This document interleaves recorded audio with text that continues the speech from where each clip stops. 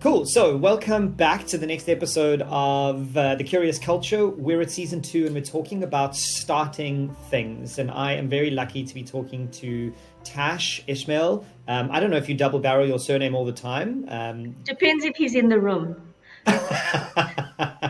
Lovely. Okay, so thank you for giving me your time. I'm really excited about this conversation. I don't think I've spoken to anyone with your vast background and extremely important job that you do right now. So why don't you tell my listeners who you are and why they should be listening to you?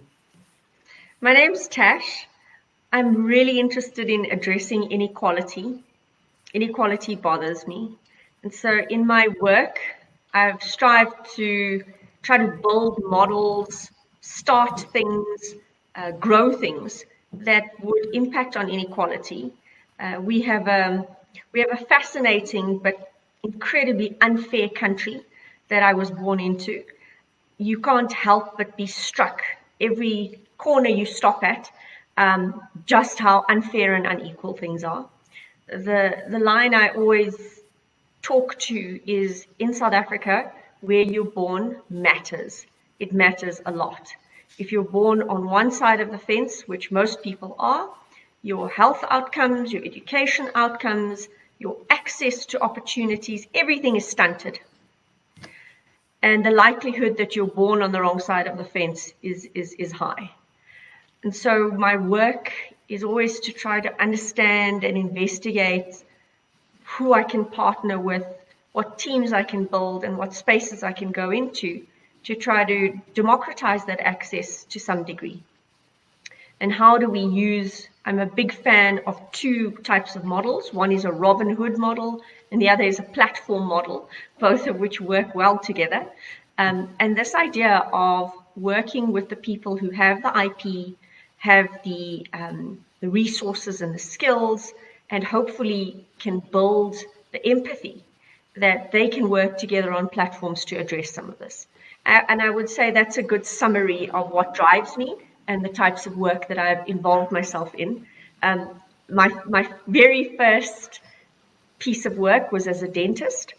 I'm now the CEO of the Youth Employment Service, and that's my career has spanned quite a wide range of areas to get to where I am today. Yeah, that's incredibly interesting. And you know, that's exactly why I ask my guests to introduce themselves, because there is no way I would have introduced you with that level of depth and nuance to tee up a really interesting conversation. So, I mean, I'd be remiss to not ask the obvious question that I'm sure my listeners are wondering is, how on earth did you go from what you call your first foray into work as a dentist, which took you long to get there, to being the CEO of the Youth Unemployment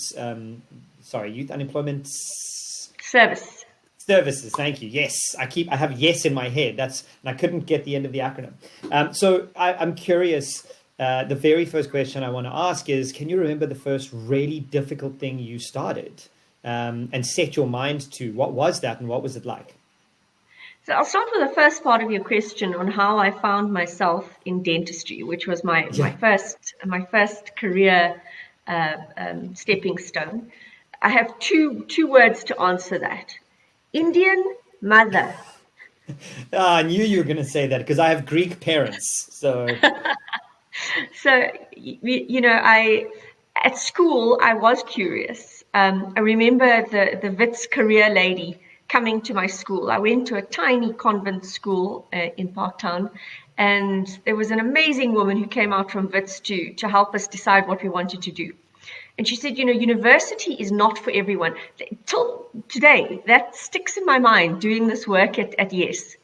The Swiss ambassador had said to me, 70% of the Swiss do not go to university. We go into vocational training.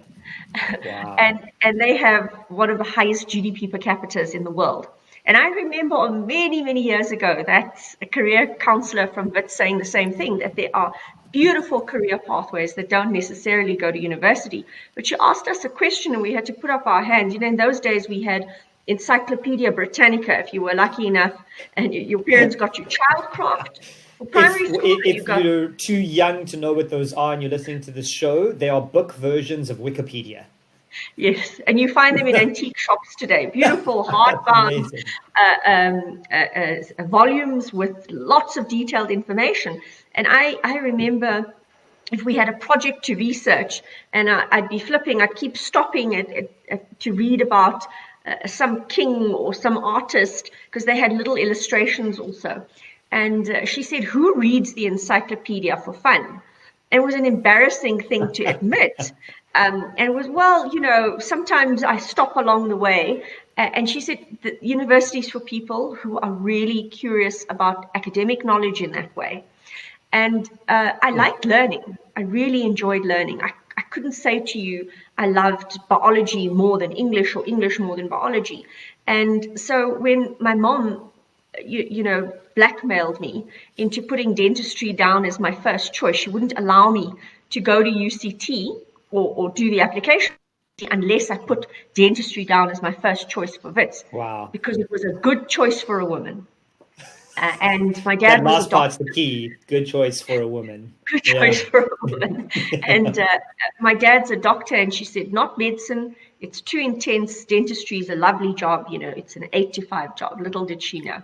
And and so I put it down, thinking I'd never get in. They took 45 people into dental school. And I was all revved up to go to UCT and do a law degree, which I felt suited my interests a little bit better. And lo and behold, I got in for it. But, I took the opportunity because it looked like I would break her heart if I didn't. I got this "come here, my darling," with these wide open arms when we got the phone call. Like, how am I going to break? So I did it, but I have to tell you, Nick, no knowledge is ever lost. Studying the human body was fascinating. We did everything the medics did up until 4.5 years, and dissection. I was fascinated by the way the human body worked, the physiology of it, the way our brains work. And we focused a lot on head and neck anatomy, embryology, the way the fetus forms. Science is fascinating. Yeah. And I think deep down, I am a scientist. I love the scientific approach. I love a data-driven approach.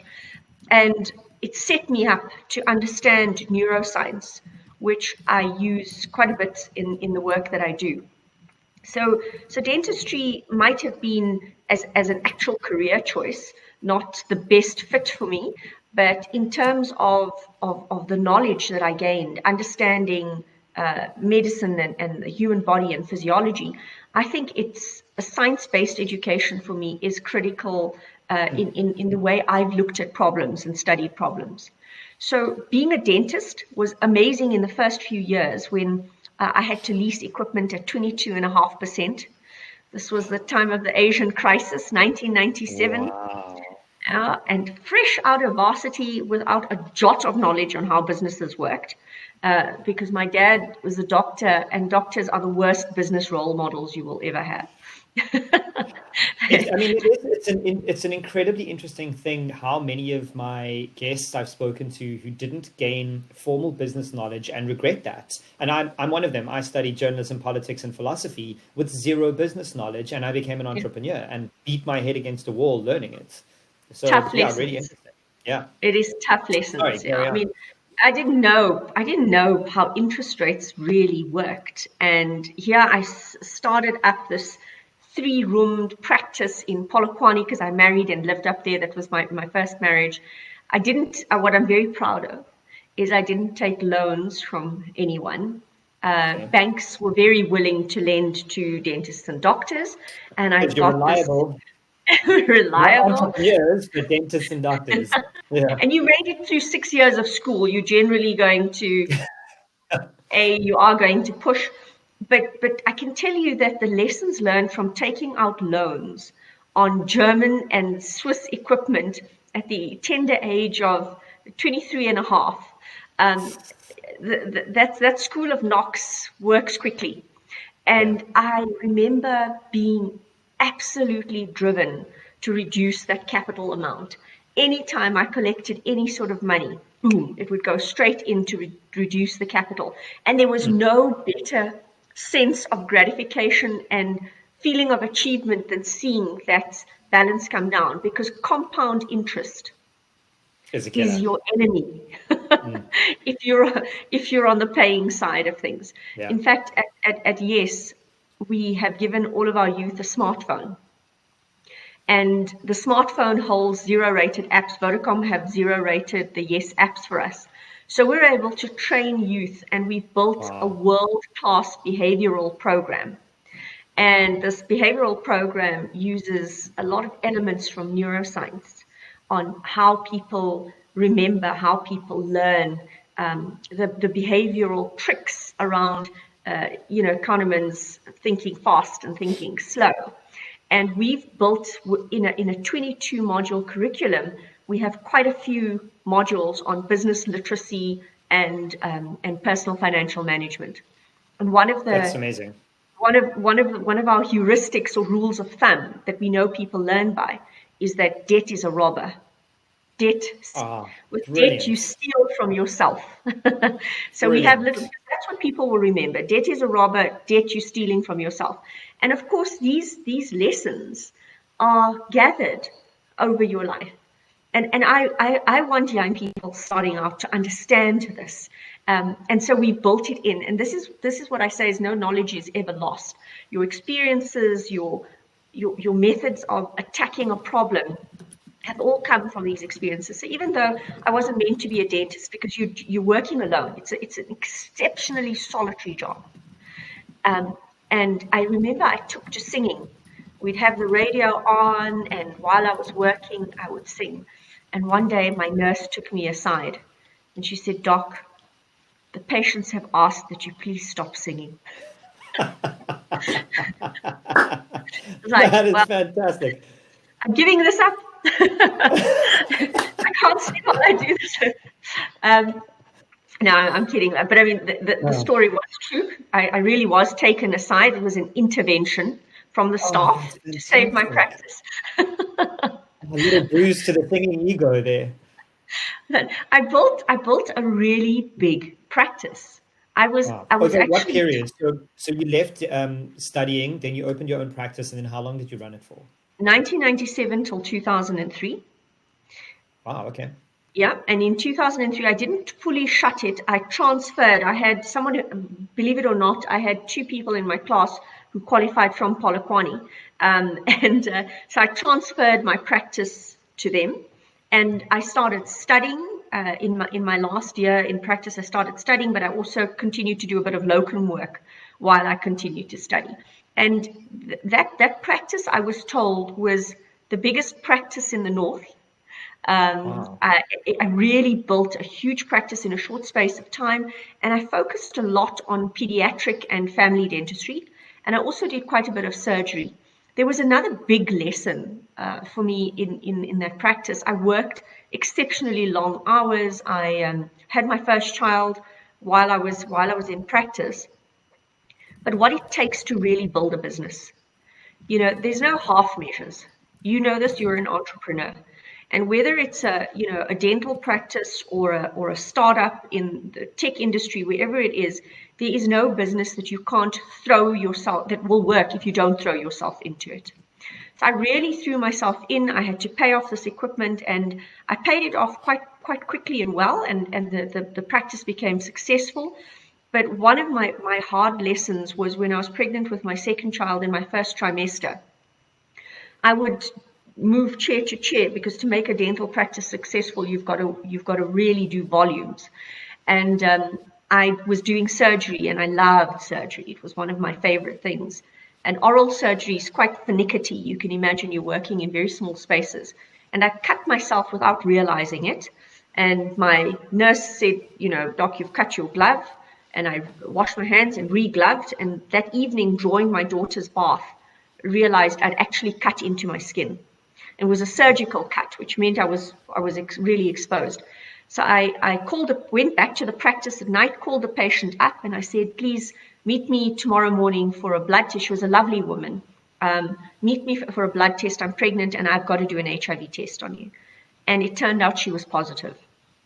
Oh, And jeez. this was like a real moment for me. I was young. It was my first baby, and I had to go on antiretrovirals. I'd just been on a conference, actually an HIV conference, believe it or not. Well, that was one of the big topics, and we had South Africans were global specialists. And I phoned up the professor and I said, look, the chances are 0.01%. Do I go on antiretrovirals? I'm pregnant. And she said, you must, because if you are the 0.01%, it's 100% for you. So stay on the phone with me. There's a new drug that's out. I will speak to the pharmacist, and you start taking it instantly. And you know, these moments shape you. They build an empathy also. That you understand those moments for so many millions of people when something like this that's life-changing happens. And I mean, everything was fine, you know. I think it's very much par for the course that doctors have to go on courses of antiretrovirals during their lives. But in those moments, you know what is going on in the heads of so many people who've been in this situation. So that was the dental chapter. Learned lots about. I want to jump back all the way back to you starting your practice. I'm interested in, you don't have to go into too much detail, but what made you start your own practice versus joining someone else's practice? Like, what were you thinking at that time? You know, the strange thing is that I couldn't imagine working in anyone else's practice. My friend who was up there was also going to have to set up a practice. My understanding of the landscape, it was Polokwane, Petersburg in those days, racially still quite divided. The established practices were white, and my sense was there wasn't really anybody that was working with a quality practice to service other racial groups. And so it was never seemed possible to join one of the white practices back in 1997. And it really was the only way that I could see myself setting up the kind of business that I wanted, the kind of practice that would service people in the way that I wanted. You know, a classy place that changed the way you thought about dentists and what they did. One thing you do understand very early on, because at dental school you start seeing patients, nobody wants to be there. Nobody wants to be nobody wants to visit a dentist. And I thought I could change that, you know. So my chair, my first chair that I bought was yellow. It was a bright yellow, cheerful chair. I love that. I painted my walls in pale yellows and blues. You know, so when people walked in, it didn't feel like the sterile, tough environment. I wanted to change that experience.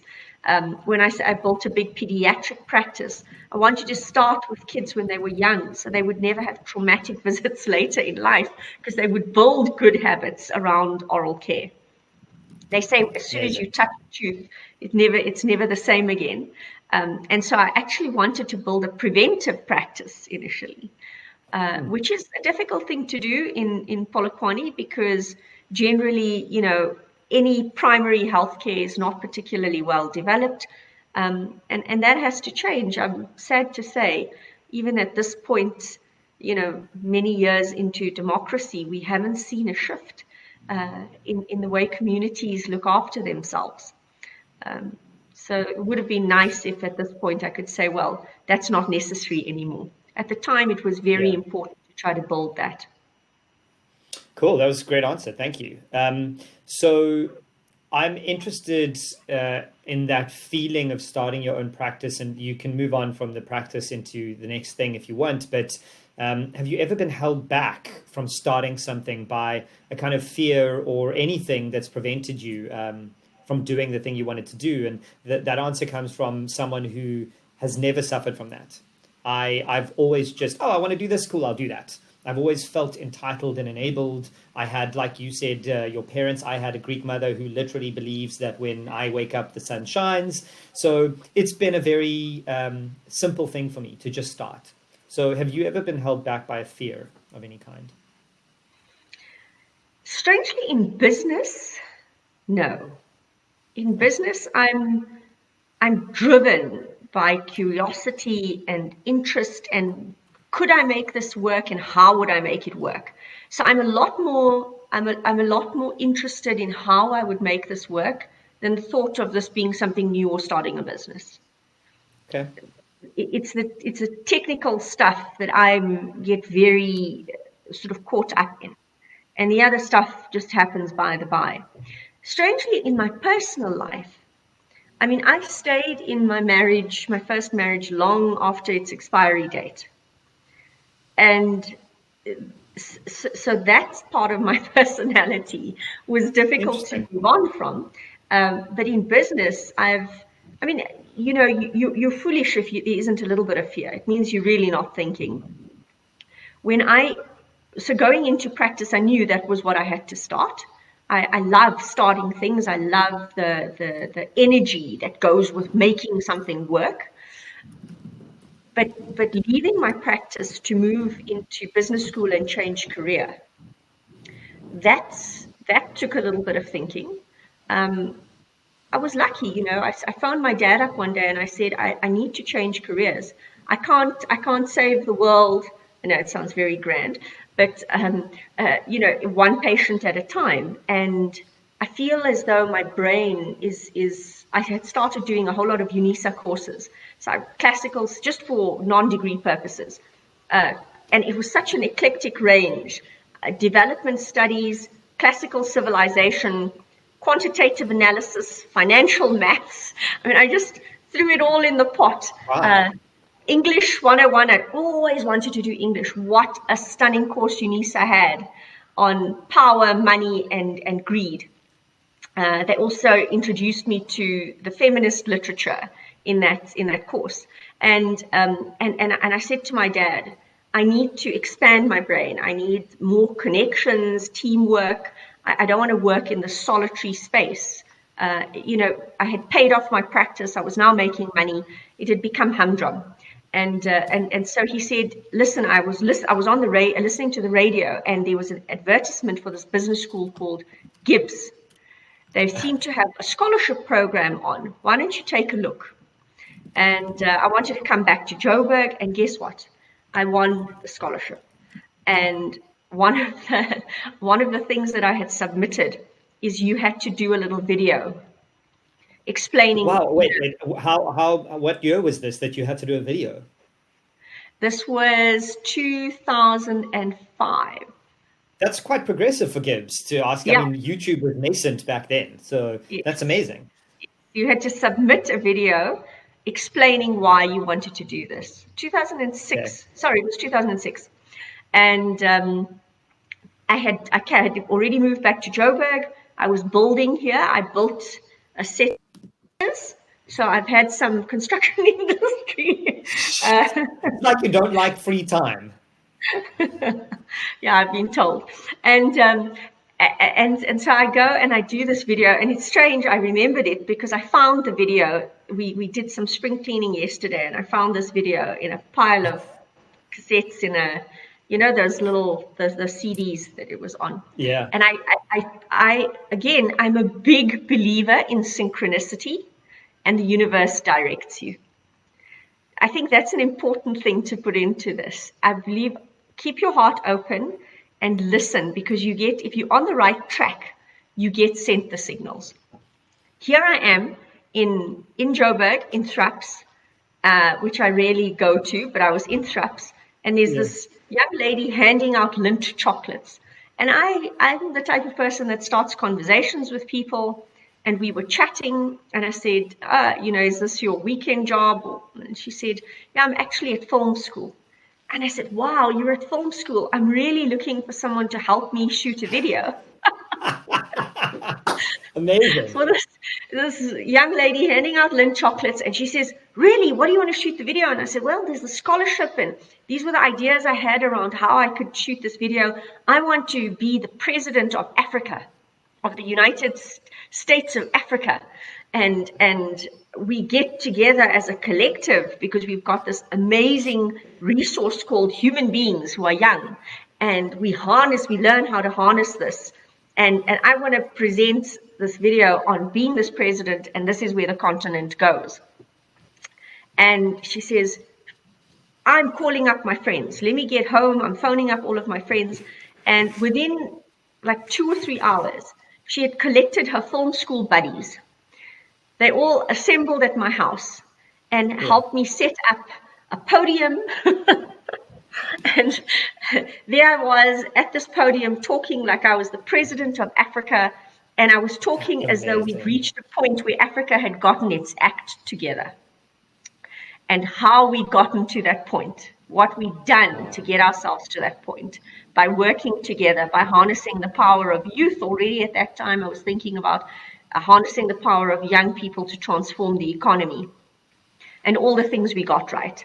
And that I think was one. They loved the video, and that was one of the things that got me into the scholarship, which is quite a substantial scholarship to win. Because, MBAs don't come cheap.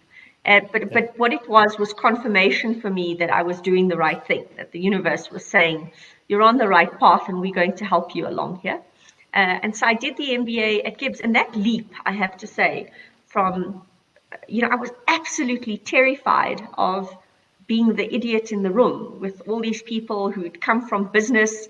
I can tell you a very embarrassing story is I didn't know how to use Excel. Okay. Because why would you as a dentist, right?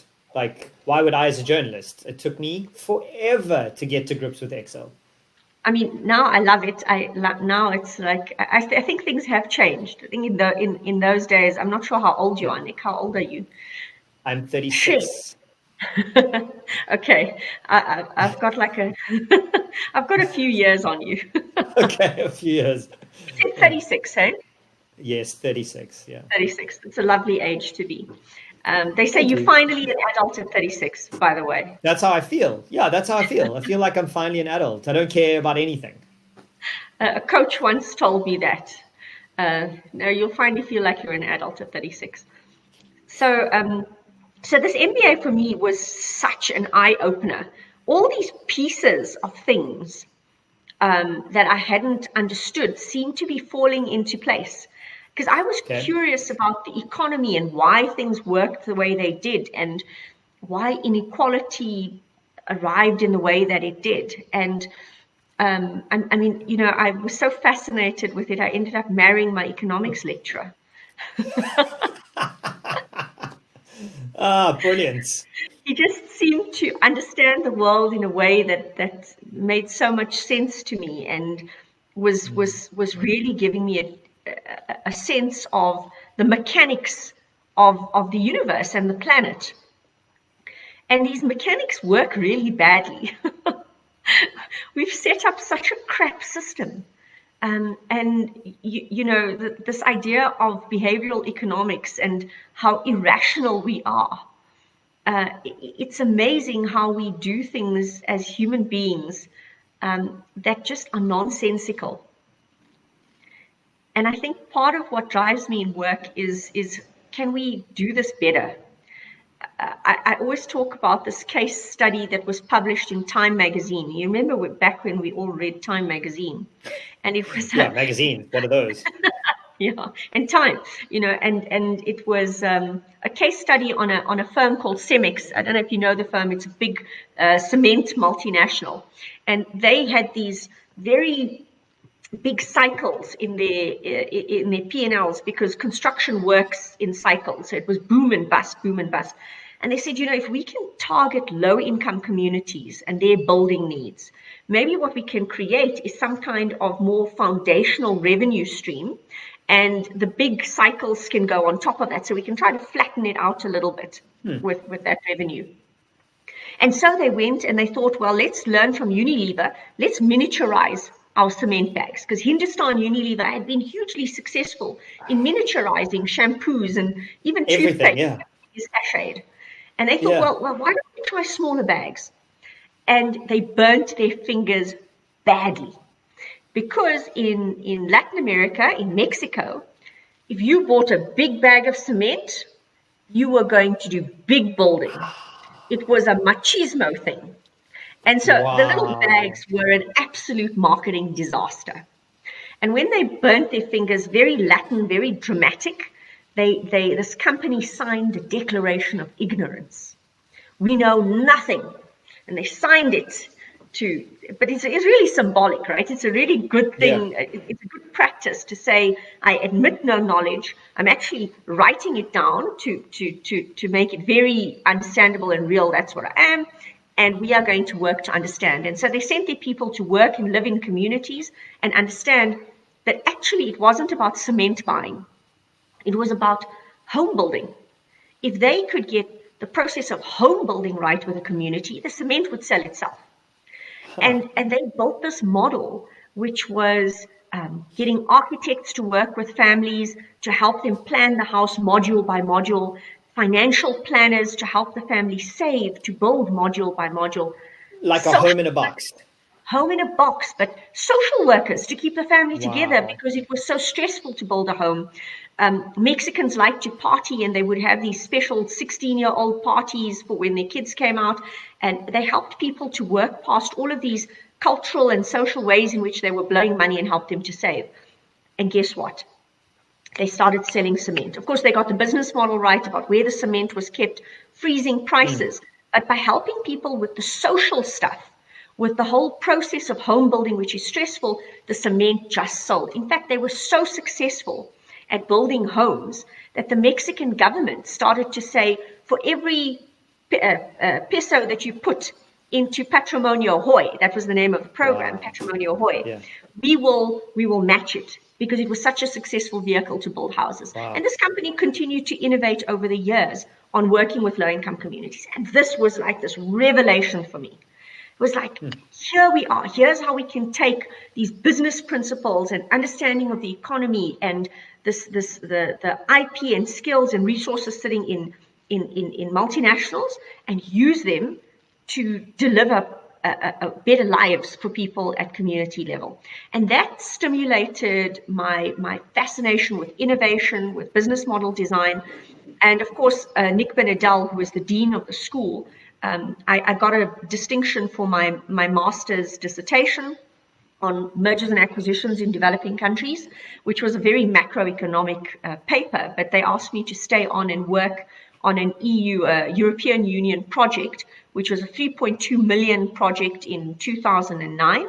It ran for 3 years, and they asked me after my MBA to stay and work on that. And then Nick offered me a faculty position at Gibbs. And I said to him, I'll take it on condition you allow me to build a unit that will look at inclusive business, that will really take it up as a part of the school, and we help our companies to understand how they can do good and do well. And this was very early in the days of what the Prahalad work around what he called base of the pyramid, which was a slightly patronizing term. So we started talking more about inclusive business and inclusive markets. And so I started teaching innovation at the business school. I had a deep dive into the world of global innovation networks in this 3-year EU project. We worked with 12 countries. You know, Gibbs has done some pretty cool stuff. Yeah, We worked with 12 countries on a study. It was all the BRICS countries, and then there were 6 or 7 EU countries. And we did surveys, we did case studies on firms across the world, understanding how ideas connected. Wow. And this was long before a lot of the network, the deep network theory platform work was coming out, is with Professor Barnard. She was the lead at Gibbs, and understanding how firms connected with knowledge networks around the world, and how that allowed them to gain competitive advantage. Really fascinating stuff around north-south power dynamics, reputation, institutions, and how all of those fed those knowledge networks. And that was my time at Gibbs, lecturing and building this inclusive business unit at the school. We called it initially the Base of Pyramid Hub, and then it became the Inclusive Markets Program, IMP, the IMP program. and that's where my consulting work started, because I would only be able to, the business school obviously can't get deeply into business model design with companies. You've got to sort of draw a line. We had a woman called Ita Talyat that built this incredible space at Gibbs called an innovation lab. And she built it with textures and things you could build and pile together. And I started working with companies in that space to come up to do, we started doing design thinking, journey mapping, customer journey mapping. I was taking groups of executives into township communities and getting them to understand the rhythm and dynamics of how those communities operated so that they could rethink the way their products and services were delivered to these communities and build empathy-based models, empathy-based business models. Because a lot of the marketing that was happening, a lot of the thinking that was happening was very ivory tower. It was very arm's length, and let's make it cool with jazzy music, and that means it's for this market. And the work there was fascinating because for the first time, we were also seeing executives who were white starting to understand. So sometimes I was taking people into a township for the first time in their lives in the country. Wow. We did a lot of work with multinationals, so we were also taking international people into our communities. And you drive from Sandton, past the Lamborghini dealerships, and you're on that road to Diepsloot. I did a lot of work in Diepsloot, Tembisa, and Alex. And you 45 minutes out of their hotel in Sandton, and they're in another world, and the eyes were like this size, Holy And they smokes. start to lock the doors. Well, we would go in taxis. So I would insist okay. that we had the proper South African experience. Yeah. And we would go in taxis with seatbelts because we had to sign lots of paperwork, insurance paperwork before we'd be allowed. I mean, honestly, you'd have to jump through hoops to be able to get these executives to come out to the market. But the experience was profoundly life-changing for many people. One of the guys I sat with, I won't tell you the insurance company, it was, insurance companies and chemical companies are just inherently very risk averse. So it took a lot to be able to get these executives out. And the guy sitting next to me was like 3 times my size. And he sat next to me and he said, the last time I was in a township, I was sitting on a Casper. Oof. Wow. So, we needed a lot of that in those days. And so there were these moments where I would understand this country I was living in, and I would not only see it from the lens of people who were growing up in shacks in townships, but also from these executives who really had no sense of what our country was. And it was that bridging work. It was innovation work in business model design, but it was also cultural bridging that was going on at Gibbs at the time. And so I started doing this in my consulting work because a lot of the companies wanted you to do more, not just stop at helping them do some journey mapping and design thinking, but to say, help us actually craft these value propositions. And so I used that innovation lab to work with companies on having conversations across whatever divides they were in, helping them understand their business very differently. When I took MultiChoice out, for example, and we visited shacks, mothers were saying to us, we put this TV on because it's where our kids learn English. Wow. Other mothers were saying, we put the TV on because it's safer inside than it is outside. The multi-choice executive must have been like, we just thought we were making entertaining TV. Yeah. Our sports channel and, people want to watch the soccer or whatever it was. There were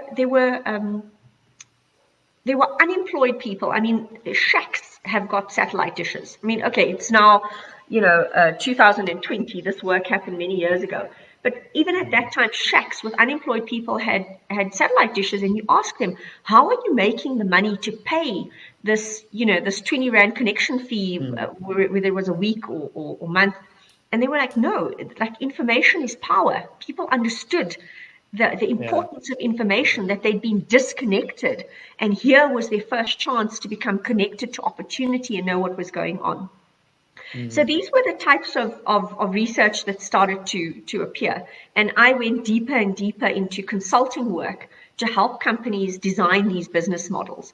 And so eventually I started reducing my work at Gibbs and expanding the work I did in inclusive business companies. And we did this around the world. We did it for Unilever, for their MDs for Western Europe in the UK. So the methodology of immersion, taking it and working with companies around the world. And it's through that inclusive business work that I met Stephen Kosef.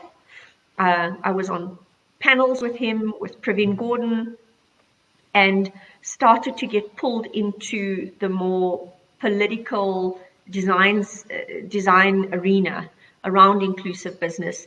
And that is when Stephen approached me, Stephen and Colin Coleman, to take on the CEO role at Yes. But I mean, what I hope I'm expressing is there was never a single piece of knowledge that wasn't used. Everything that I had done in my career seemed to be feeding into what I needed to build into the strategy of Yes. The behavioral economics, the neuroscience, the economics it gives, the understanding of how low-income markets worked and what people on the ground were feeling, working with young people. All of that came together in designing and building the Yes strategy.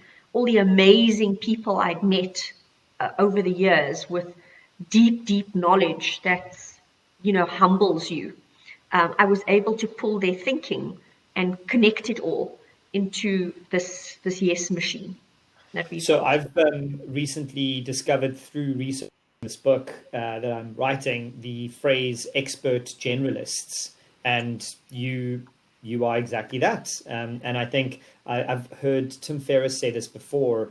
The most interesting people are the ones who smash together the unexpected. And under that guise, there is no wasted knowledge Yeah. because your dentistry helps you learn something that ties into everything down the road. And I think it's an important thing for people to understand that there is nothing that's wasted. Even failure. I'm big on failure. I love failure. I think it's an imperative. And when you fail, you've only failed if you haven't learned anything. Yeah. And that's Yeah. such a key thing that I think most people miss. But I want to jump back to you kind of glanced over it, and I think it's a bigger thing than maybe you even realize.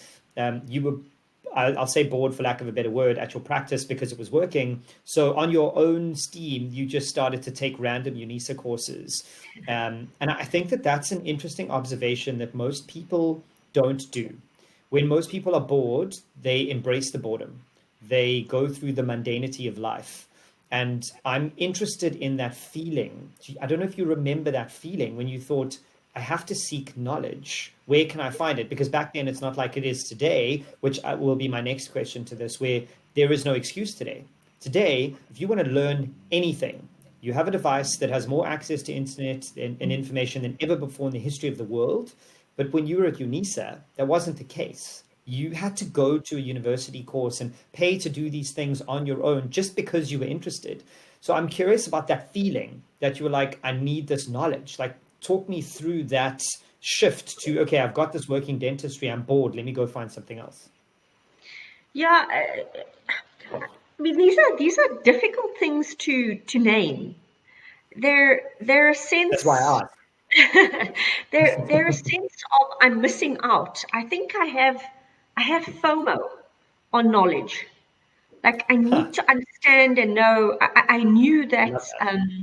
that your grounding, the way our education system works is you go straight from school, deep dive into very specialist knowledge. And I really felt that I wouldn't be able to be a good citizen of the planet if I didn't round my knowledge off. Like I needed to know more to be a better human being. I'm trying to name it, but No, sometimes that's a great explanation. yeah, I knew deep down that I had to do this. I had to learn about these areas that I'd not been given a chance to. I did also have a sense of missing out that, because I went into dentistry and I didn't take up because I had actually signed up for a lot of the courses that I wanted to do before the dental notice came through that I'd been accepted.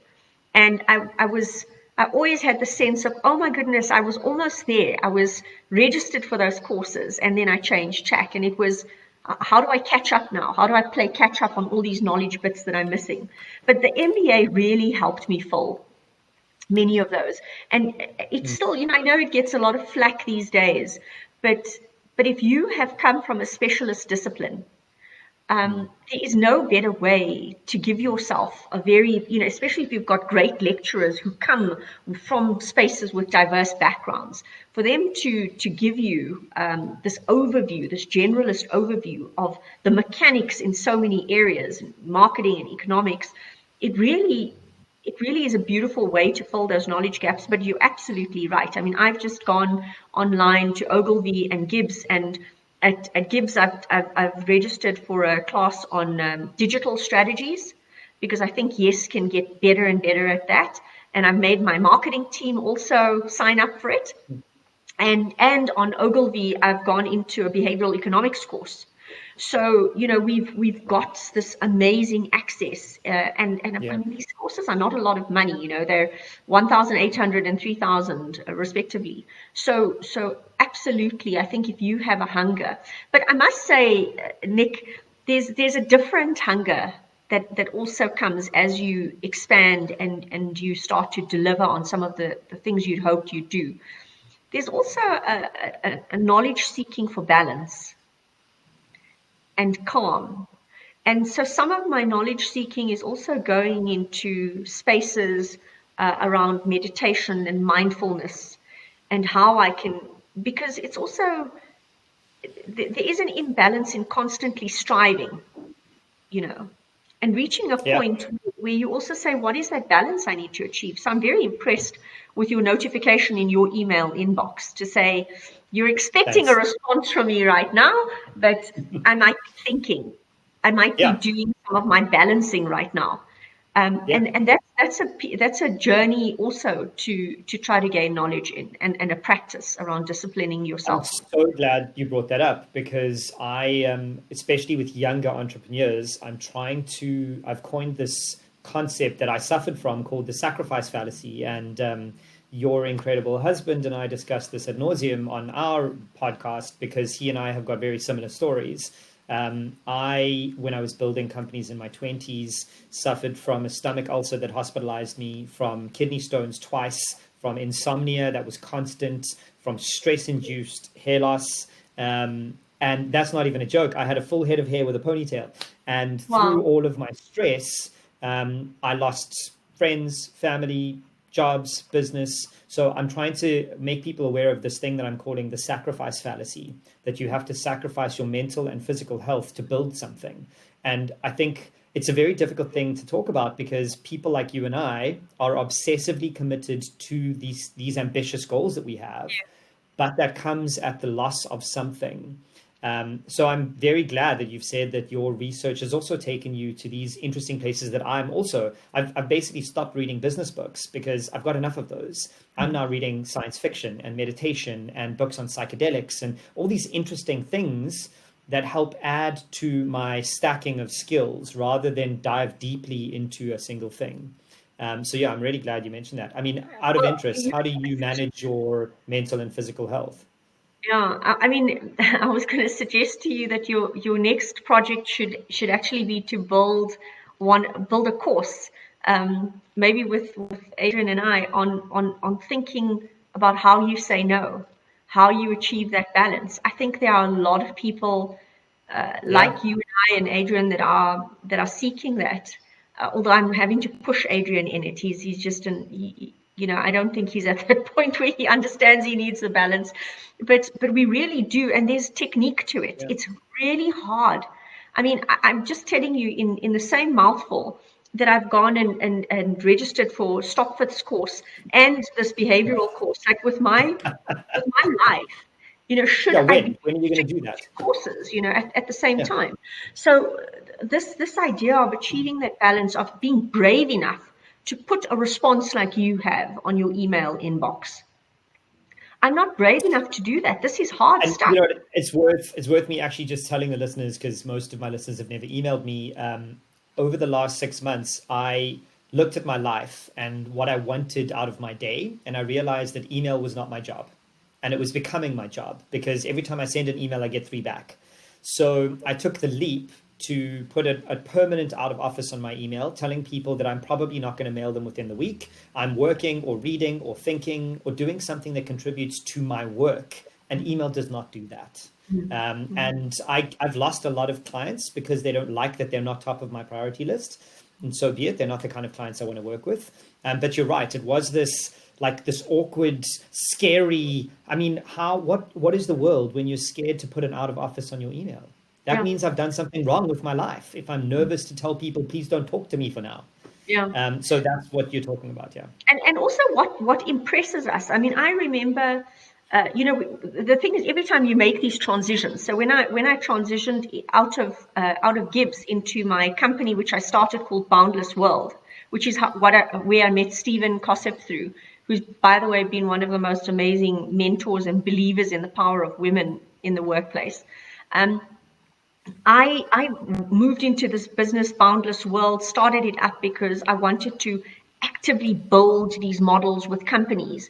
And it went into digital literacy and how I would deliver these low-income models via digital platforms, connecting small businesses to big companies through this. And the first was, how do we have a common language around what business means, and delivering education. And these were all of the things I was grappling with in my company.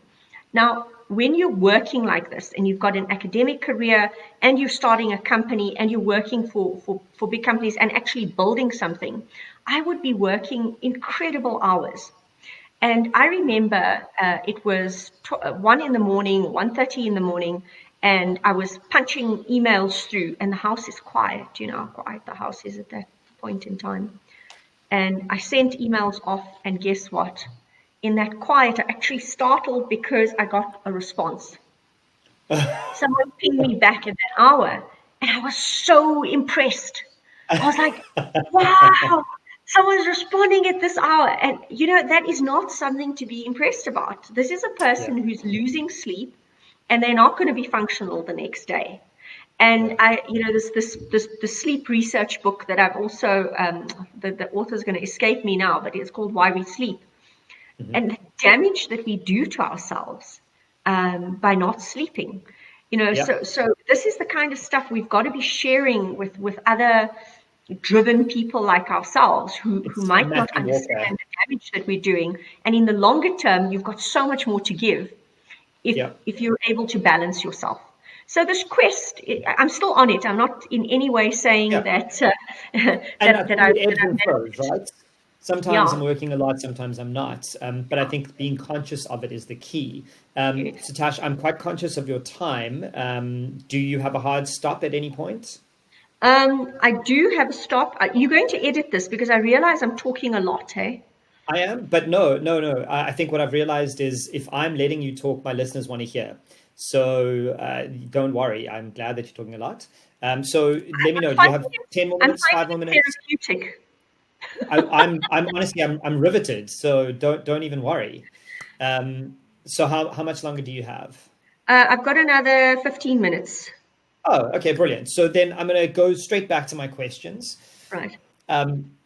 This particular question, I think you might school me on. So you've got a lot more insights on the hard facts about this. I like to tell people, no matter what your background, no matter what your age, I'm not willing to take excuses anymore if you don't start something and take control of your life, because you have access to information, you have data that is more affordable than it ever was. YouTube can teach you anything in the world. But knowing what you know about youth and unemployment, is that true? Am I being too hardlined on this?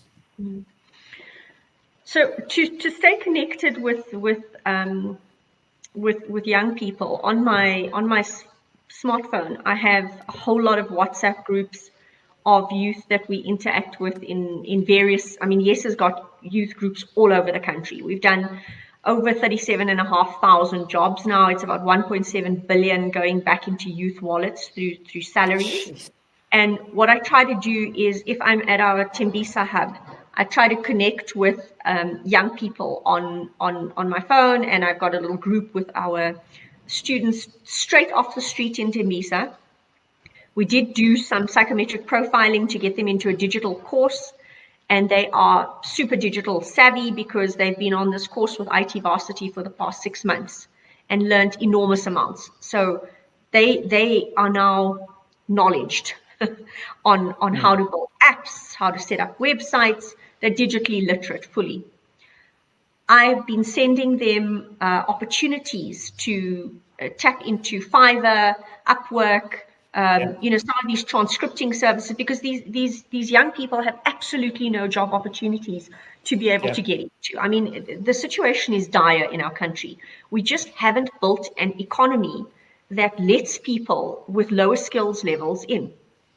Yeah, I think also, just to interrupt you, for our international listeners, I think it's imperative to explain that the projections are that by the end of this year, we're looking at a 50% unemployment rate in our country. Yes. And that's significant. That's 25 million people, 20 million people. Yes. I don't know. In a population of 55 million. Yeah. I mean, it's just horrific. And I think it's hard to even express those numbers or telephone numbers when you think about actual unemployed people in the many millions of people.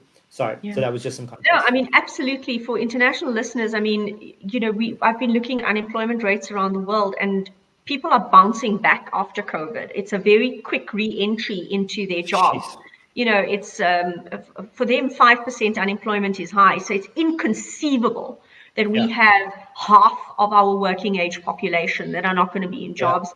And it's even higher for young people. And we define youth between the ages of 18 and 35.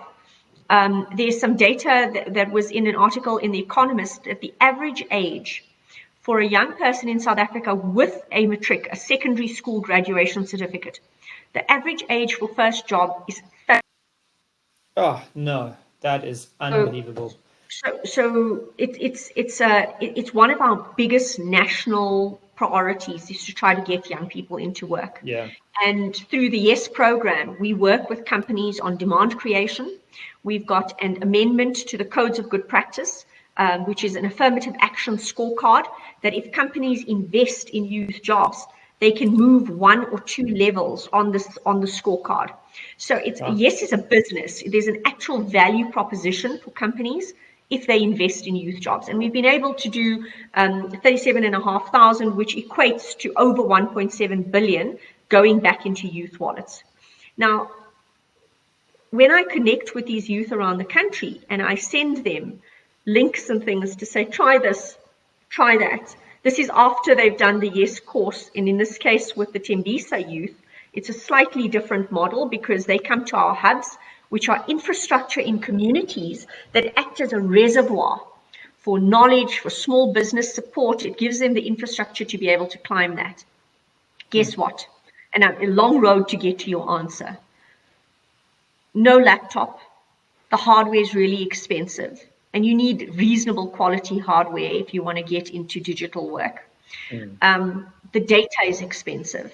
I mean, if you, Nick, would be very aware of the cost of data in South Africa compared to... We're in the top 10 in the world, most expensive data.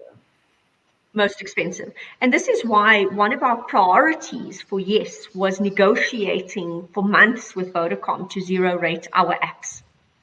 But so at least the YES training could be freely available, and we could have a two-way push and pull of data with our youth. But, there's only so much you can put on a zero-rated platform before you're going to get a phone call to say... Yes, I've done my time at Vodacom. I know. Yeah. So this idea of youth being disconnected, this digital divide is very real. And it's real because of the economic situation that young people find themselves in. So the technologies might be there. We might also have learned how to really present the information well, which is getting half of it right. I don't think things like Coursera are meant for some of our youth. All for mobile phones. And, a lot of those courses are also people who are educated, who can't necessarily get to a university to do it. We need information presented in very digestible format when you're looking at less literate individuals. But we're starting to learn to get that right as well. That's part of the access formula. But I don't think that we have in any way created the infrastructure and access for young people to tap into the wonders of what virtual work could do for them. Because they've got the creativity. My marketing person uses the word, she says they're native on digital. You know, if you give them the tools and some of the foundational building blocks, young people will take to this stuff very quickly. And I've seen it. We've seen it. We've seen the innovation, the creativity. But if we don't give them the foundational building blocks on how this works and the access, we may as well not have it. Amazing. Geez, what a tough road to climb, right? So my final question before I ask you to tell people where they can find you is, what do you wish that someone had told you when you were just starting out? That it's okay to fail, but not just to tell me, to really make me believe it. I think so much of my, you said I could swear, so much of my fucked upness, can I call it that, is anxiety around failure, around perfection. I'm driven by perfection, and I drive the people around me mad because of my strive for perfection. But these are difficult things to change about your makeup. And you know, and the problem is I'm doing it to my kids. I'm trying not to, but hey, every generation it softens, so don't be too hard on yourself. Yeah, I think that's the one. There are two. The other thing is where you start is not where you have to end. That's a big one, and we say that to our youth because we tell them it doesn't matter what that first job is. Don't think you're going to be CEO or earn the big paycheck right up front. If you get an opportunity to learn something in an industry, use it as a stepping stone. Where you start is not where you have to end. Where you end is up to you. You're the master of that ship. And so, you know, my transitions, and I've had some big transitions in my life, I think would have been a lot easier if we make acceptable that your life is a journey. And you 100%. Must take those dives. You must, if something feels right and it feels like this is where you will really be able to thrive and fulfill your potential or find your balance, you must take those leaps. It's okay. You've basically summed up my journey from leaving school to where I am today. I am a serial job hopper. I've never maintained a job for more than a year. And I've followed wherever I thought I could learn the most. And most of the older people look down on me for that because, you know, where's your career? What are you building? What's the longevity here? And I think that's such great advice. They just take time. I can tell you, I started my PhD in 2012. I haven't finished it. I've now got some mental space to say, and I'm doing it on youth employment. So I feel like it's going to have real relevance in South Africa today. And so even though some journeys will take you a longer time, stick with it. I just want to point out, you've just told me you've got some mental space to finish your PhD from 8 years ago, but you've signed up to 2 online courses to do. Yeah, just making an observation. Use it, don't use it. So in closing, firstly, thank you so much for your time. But tell my listeners and viewers where they can find you, where they can follow you, and where they can support Yes. So I am on Twitter. Tashmia is my Twitter handle. We have a Yes website. If you have any sort of privilege to give a young person a job for a year, even at minimum wage, that's 3,600 a month, come to our website, yesforyouth.co.za, and it's the numerical 4 in Yes for Youth. We would love to help you to get a young person into the world of work. It's transformative, and you will be an absolute superhero to that young person that you transfer those skills to. And that's me, Twitter and LinkedIn, Tashmia Ismail. You can find me as CEO of Yes for Youth. Amazing. Tash, thank you so much for your time. This has been a fascinating conversation, and I've learned a ton. I'm sure my listeners have too. When we can get back into restaurants, Nick, you must have dinner with Adrian and I. Deal. It'd be lovely to have a chat. Cheers.